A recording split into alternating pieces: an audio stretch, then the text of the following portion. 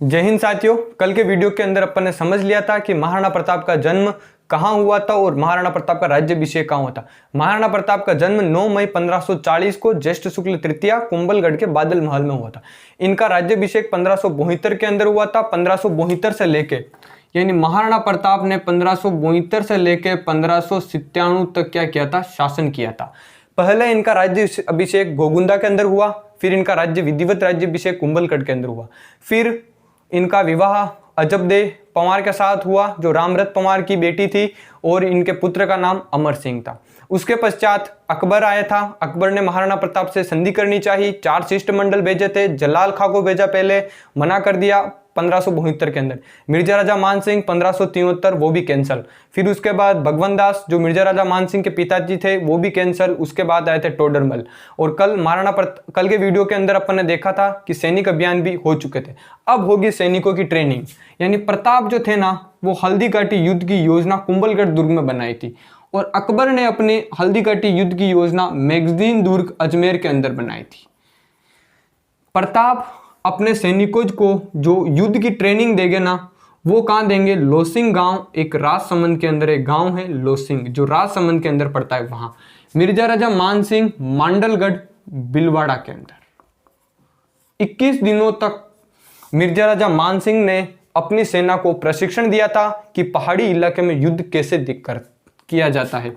फिर मिर्जा राजा मान सिंह पहला प्रशिक्षण यहां दिया, दूसरा प्रशिक्षण देंगे मोलेला गांव राजसमंद के अंदर।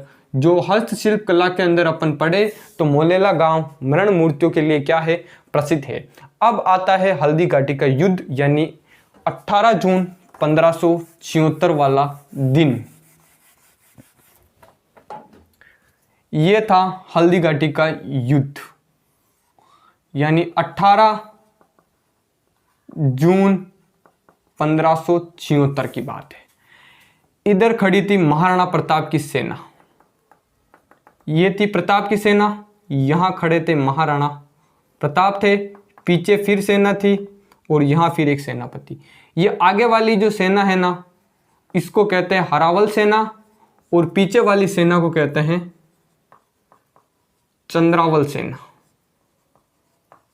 चंद्रावल सेना, हरावल सेना का सेनापति था हकीम खां सूरी, हकीम खां सूरी। और चंद्रावल सेना का सेनापति थे पुंजाजी भील।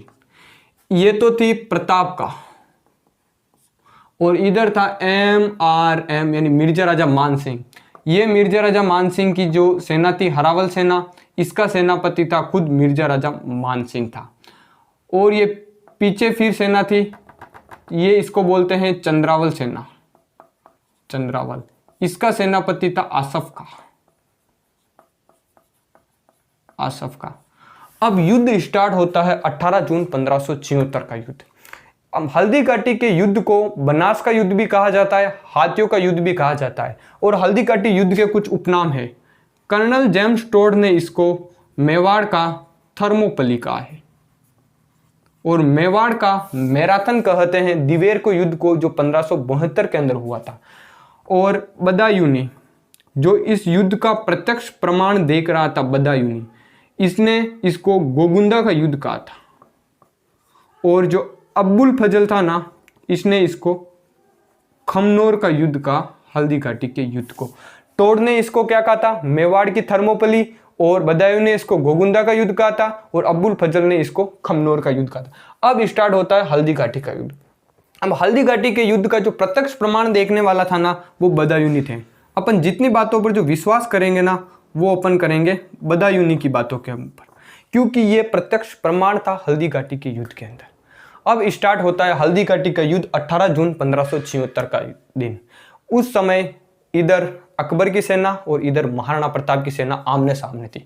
सबसे पहले स्टार्ट होता है इसका प्रथम फेज, यानी प्रथम फेज के अंदर जैसे ही स्टार्ट हुआ और महाराणा प्रताप की सेना मतलब मुगलों की सेना पर प्रथम फेज के अंदर क्या पड़ने लगी थी, भारी पड़ने लगी थी। क्योंकि महाराणा प्रताप की सेना प्रथम फेज के अंदर इतनी वीरता से लड़ी थी क्योंकि मुगल की सेना यहां से भाग गई थी। मुगलों की सेना भाग गई थी, लगभग 8 किलोमीटर के एरिया के अंदर मुगलों की सेना फैल गई थी भाग के। कहाँ चली गई थी? ये बनास के पास चली गई थी, बनास नदी के पास में। इसीलिए हल्दी घाटी को बनास के युद्ध के नाम से भी क्या जाना जाता है।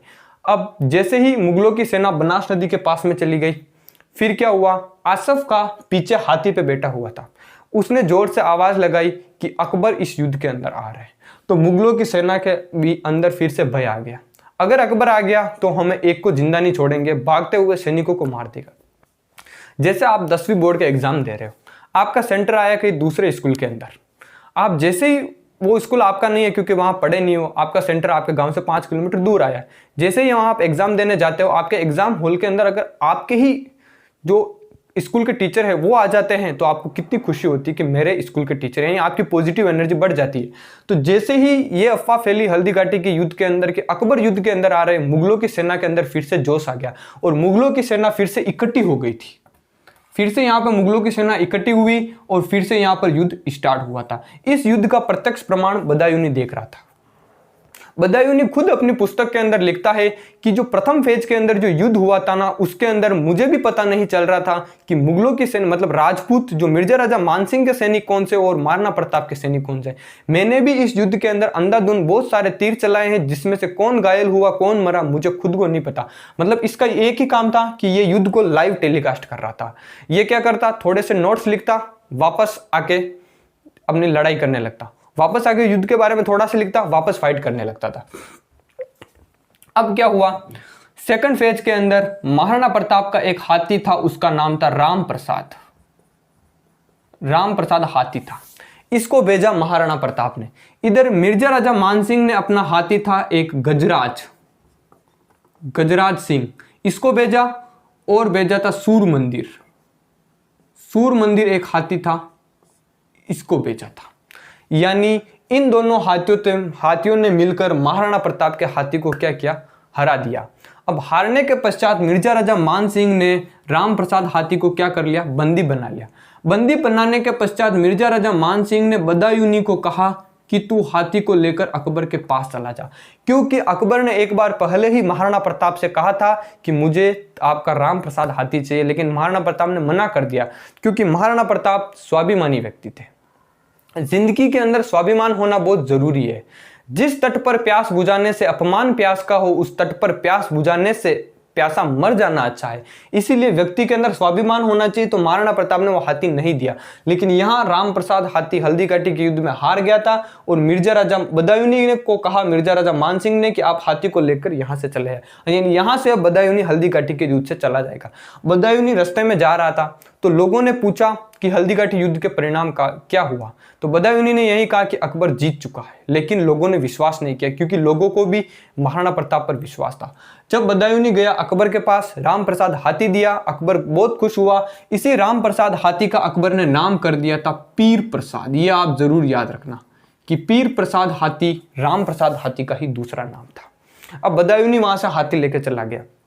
इधर दोपहर लगभग 2 बजे का समय था।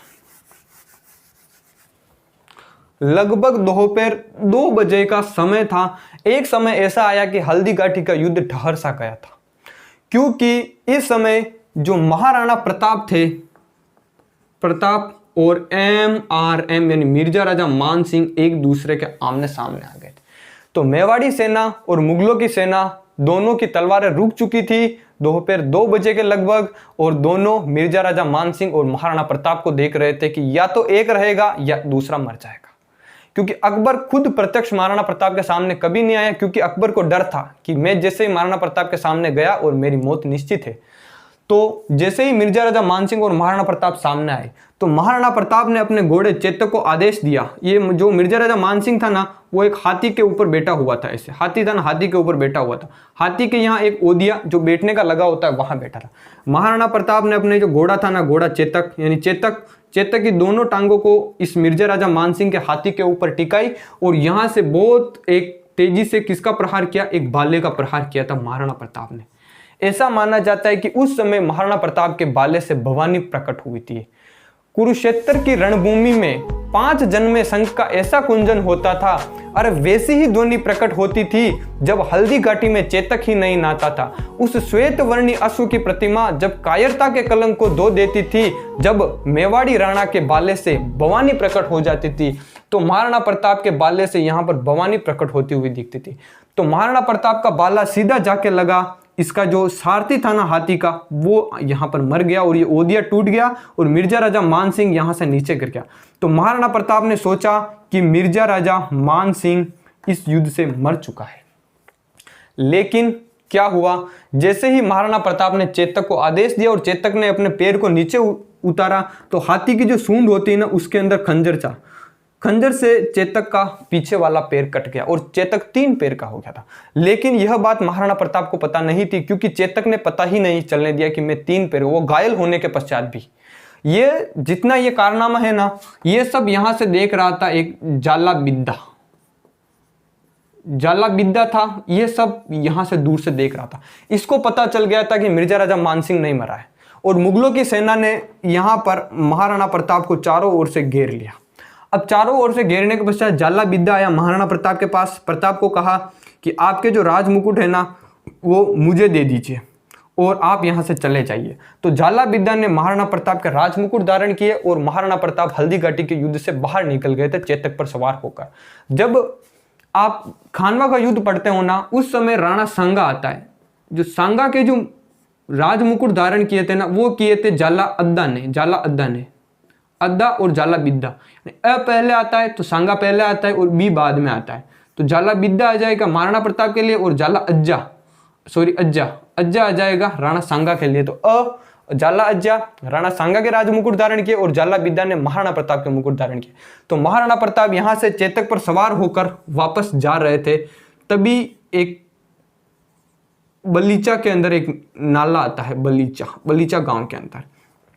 चेतक सोच रहा था कि मेरे पीछे मुगल सैनिक पड़ चुके हैं, तो चेतक पूरी स्पीड से भाग रहा था, वो भी 3 टांगों के ऊपर। लेकिन जैसे ही चेतक इस नाले के पास गया, चेतक ने सोचा कि अगर मैंने इस नाले को पार कर लिया तो मेरे महाराणा को अब कोई नहीं मार सकता है। तो चेतक ने पूरी जी जान लगा के इस नाले को यहाँ से क्या कर लिया, पार कर लिया। और यहाँ पे जाके चेतक की क्या हो गई थी, मृत्यु हो गई। और यही बलीचा गांव में चेतक का स्मारक बना हुआ है। फिर महाराणा प्रताप यहाँ से गए कोलियारी गांव के अंदर। कोलियारी गांव गए, कोलियारी गांव के अंदर जो भी घायल सैनिक थे उनका क्या करवाया, इलाज करवाया। और इधर जो मिर्जा राजा मानसिंह था ना, यानी मिर्जा राजा मानसिंह ने गोगुंदा पर क्या कर लिया था, अधिकार कर लिया था। गोगुंदा पर अधिकार कर लिया, लेकिन मिर्जा राजा मानसिंह को पता है कि अभी तक महाराणा प्रताप की मृत्यु नहीं हुई है। तो फिर मिर्जा राजा मानसिंह ने गोगुंदा के चारों ओर गहरी गहरी खाइयां खुदवाई, क्योंकि महाराणा प्रताप की सेना के अंदर जो अधिकतर सैनिक थे वो भील जाति से थे, और भील जाति रात को छापामार युद्ध पद्धति में क्या होते हैं, निपुण होते हैं। अब यहाँ खाइयां खुदवाई, खाइयां खुदवाने के पश्चात इनके पास राशन की कमी होने लगी, क्योंकि महाराणा प्रताप ने इस पूरे एरिया को घेर लिया था चारों तरफ से। ऐसा माना जाता है कि उस समय मुगल सेना ने अधिकतर आम खाए थे, अपना जीवन बिताया था, और आम खाने से अधिकतर मुगल सैनिक भी बीमार हो गए थे, और इसी के पश्चात अपने जो घोड़े थे ना उनको मारकर खाने लगे। और फिर यहाँ पर महाराणा प्रताप रात को छापामार युद्ध पद्धति से युद्ध करते थे, इनको परेशान करते थे। तो यहाँ से मिर्जा राजा मानसिंह परेशान हो गया और मिर्जा राजा मानसिंह गया अकबर के पास। अकबर मिर्जा राजा मानसिंह से नाराज हो गया और इसके दरबार में आने पर भी क्या लगा दी थी, कुछ दिनों के लिए रोक लगा दी थी। यह था हल्दी घाटी का युद्ध। अब हल्दी घाटी युद्ध के लिए जो सबसे ज्यादा इंपॉर्टेंट बनते हैं वो होते हैं युद्ध के परिणाम।